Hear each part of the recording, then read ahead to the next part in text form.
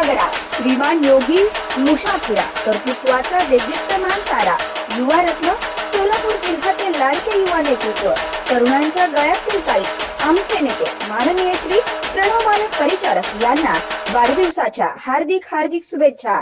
आपण घेतलेला जनसेवेचा वसा अधिकाधिक बुलंद हो हीच श्री पांडुरंग चरणी प्रार्थना। शुभेच्छुक श्री रोहित लाला पानकर, शहराध्यक्ष भारतीय जनता पार्टी पंढरपूर। ताज्या घडामोडी पाहण्यासाठी आमच्या YouTube चॅनलवरील PVR म्हणजेच पंढरी वार्ता या न्यूजला सबस्क्राइब करा आणि शेजारील बेल आयकॉनवर क्लिक करा।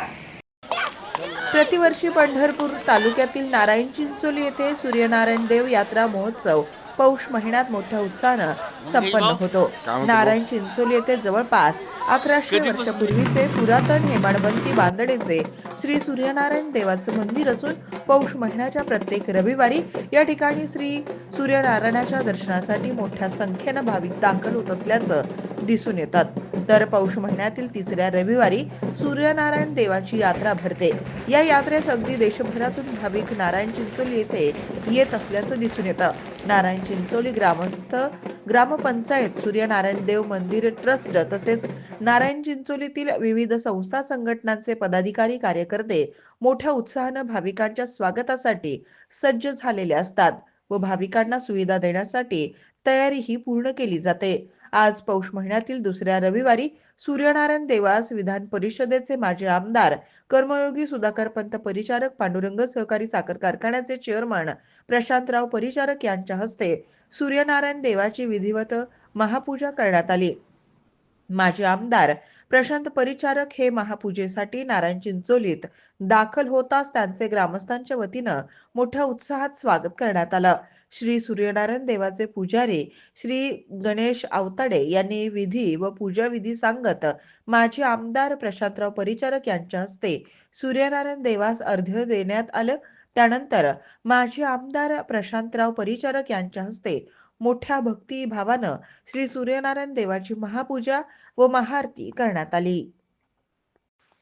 यावेळी पांडुरंग सहकारी साखर कारखान्याचे संचालक लक्ष्मण तात्या धनवडे, जिल्हा परिषदेचे माजी सदस्य सुभाषराव माने, पांडुरंग कारखान्याचे संचालक दिलीप चव्हाण, श्री सूर्यनारायण देव ट्रस्टचे अध्यक्ष प्राध्यापक दत्तात्रय मस्के सर, आगतराव रणदिवे, संजय घाडगे, नारायण देशमुख, माऊली हळणवर, गहिनीनाथ चव्हाण, विठ्ठल माने, बळवंत धनवडे, संतोष गायकवाड, नितीन म्हस्के, विष्णू माने, शिवलिंग हिंगमिरे, शिवाजी भोसले, मुकुंद घाडगे, माऊली बर्डे, ज्ञानेश्वर म्हस्के, शिवाजी वसेकर, श्रीधर कोळेकर, धर्मराज नलवडे, विजय कोळेकर, बापू कोले, मारुती वाघमोडे, पोपट पाटील, नारायण गुंड, हरी माने, महेश माने, रमेश नाझरकर यांच्यासह नारायण चिंचोली, भैरवनाथवाडी ग्रामपंचायतचे पदाधिकारी, सदस्य, विविध संस्थांचे पदाधिकारी, ग्रामस्थ मोठ्या संख्येने उपस्थित होते।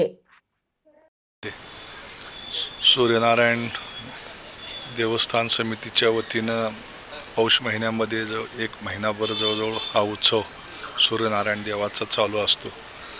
पौष महिन्यातला आज दुसरा रविवार आहे। तिसऱ्या रविवारी पुढच्या रविवारी या ठिकाणी पालखी छबिना ही परंपरा ह्या गावाची आहे। महाराष्ट्रामध्ये कुठंच सूर्यनारायणाचं मंदिर नाही आहे, पण सुदैवानं आपल्या भागामध्ये सूर्यनारायणाचं मंदिर या ठिकाणी फार पूर्वीपासून आहे। त्यामुळे ह्याचा प्रचार या ठिकाणी होणं गरजेचं आहे। जसं अयोध्येमध्ये रामाचं मंदिर आहे किंवा मथुरेमध्ये कृष्णाचं महात्म्य आहे, तसंच या गावामध्ये सूर्यनारायण देवतेच्या मंदिराचं महात्म्य आहे। पौष महिन्यामध्ये एक महिनाभर ही यात्रा चालू असते। या निमित्तानं या परिसरातूनच नाही तर महाराष्ट्रातून अनेक भाविक भक्त येत असतात।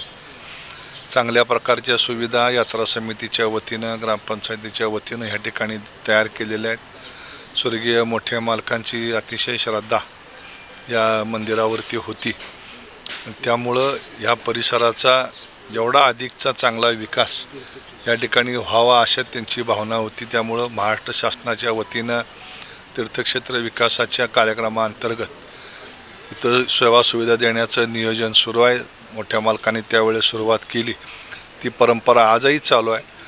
दरवर्षीच्या प्रथेप्रमाणे एका रविवारी इथं येऊन पूजा करण्याचा संकल्प असतो आणि या समितीच्या वतीनं गावकऱ्यांच्या वतीने ती संधी आम्हाला दिली जाते. या निमित्तानं सर्वांना या उत्सवाच्या निमित्तानं मनपूर्वक शुभेच्छा देतो. धन्यवाद.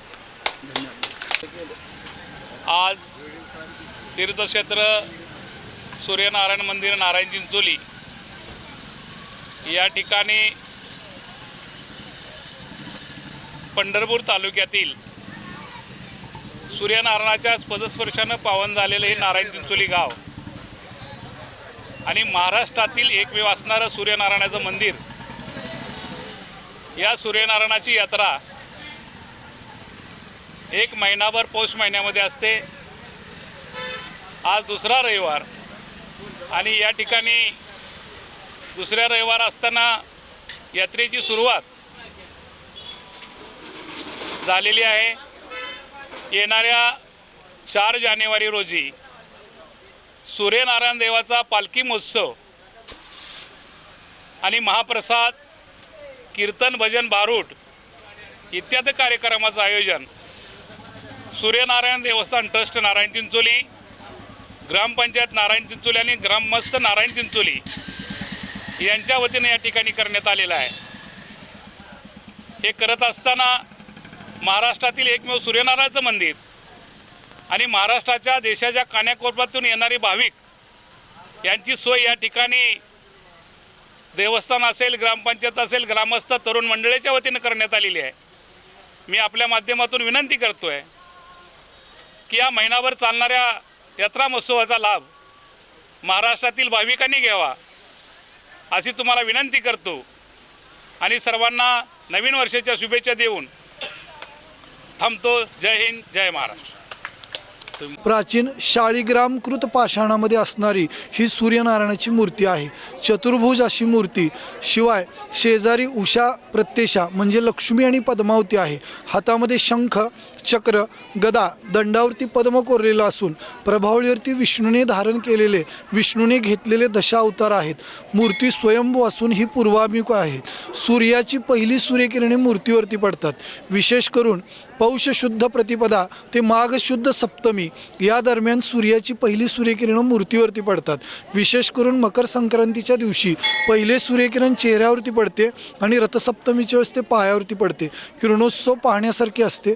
मंदिराला जसे अनन्यसाधारण महत्त्व आहे तसे इथे येणाऱ्या भाविकांना पौष मासातील दर्शन म्हणजे एक पर्वणी असते. कारण बीजोफलदाता असा हा नारायण सर्वांवरती कृपादृष्टी करतो. कारण जयावरी कृपा होय त्या भास्कराची, न पाहू शके शत्रू त्याला विरंची, उभ्या राहती सिद्धी होऊनी दाशी, नमस्कार त्या सूर्यनारायणाशी.